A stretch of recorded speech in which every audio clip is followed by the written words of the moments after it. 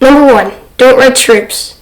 Don't write scripts for your videos. Just write ideas as bullet points and let your voice flow naturally on camera. Writing ideas instead of scripts helps you talk naturally on camera and save hours of writing. Number 2. Your niche. If you don't know what niche to have for your YouTube channel, look at the videos you watch, the books and articles you read, the online courses you like, and the apps and websites you can't pull yourself away from. Talk about what's interesting to you. You can have multiple interests, so you can talk about them in your channel as long as they're kind of related. For example, you can talk about productivity, personal growth, habits, and making YouTube videos. Number 3, track your progress. Tracking your progress is motivating and satisfying. So I think about all the elements of creating a video: the title, the thumbnail, writing, filming, editing, and publishing. Make a spreadsheet. I do it in Google Sheets, with each row being a video and each column being an element of the video. Color code each level of progress. Number 4, it should be fun. Starting a YouTube channel should be something you look forward to, not a burden you have to deal with or get done. If it's not fun, change the process until it's fun. Number 5, don't make it perfect. Don't try to make your first video the best, or the second, or the third, or your 100th video. Your first attempt at anything is supposed to be terrible, and if you're making a video, cringy. Don't be afraid that people will think your first video sucks, because no one's going to see it anyway. It's going to get no views. My first video sucked. My second video sucked a little less. My third video sucked a little less than that. I knew my first video would be terrible, but it was infinitely better than not making one. Number 6, write down shower thoughts. You know how sometimes you're sitting randomly or you're in the shower, suddenly 5 amazing video ideas pop into your head? You won't remember all of them, so just blurt them out.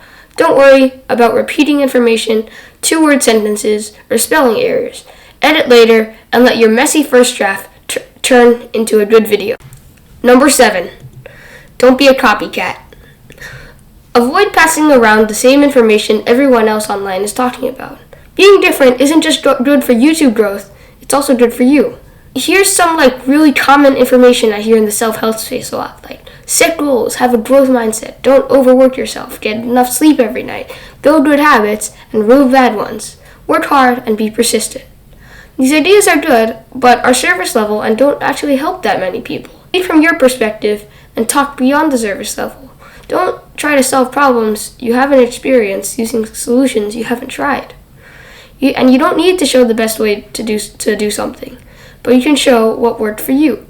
Instead of how to, you can say how I. And remember, you don't need to be the best at something to help people. You only need to be one step ahead of the people you're helping. Take this video. I didn't say how to get 100,000 subscribers on YouTube. I said how I made 3 YouTube videos. The second message is more honest and relatable to the people I want to help. Number 8. Talk to another person. Instead of imagining that you're talking to a camera, imagine you're talking to a person in your audience. It helped me relax, enjoy recording, and talk better on camera. Number 9, don't over-edit. A moderate amount of editing is good. When you're making your first few videos, don't try to imitate big creators and have a different scene every 2 seconds. Keep it simple, and later you can do all the fancy editing tricks. I edit with DaVinci Resolve. It's free, and I recommend it to people just starting out on YouTube who don't want to spend a lot of money on making videos. Number 10, start today. Don't wait for the perfect time to start. You're not going to come home on a random Tuesday and think, I'm super motivated to make a video and I know exactly what to do. And don't wait till your skills are perfect or try to learn more either. Watching tutorials can't replace putting in the work. Someone can lay out a strategy or roadmap, but they can't do the work for you. You learn by doing, but you don't do by learning.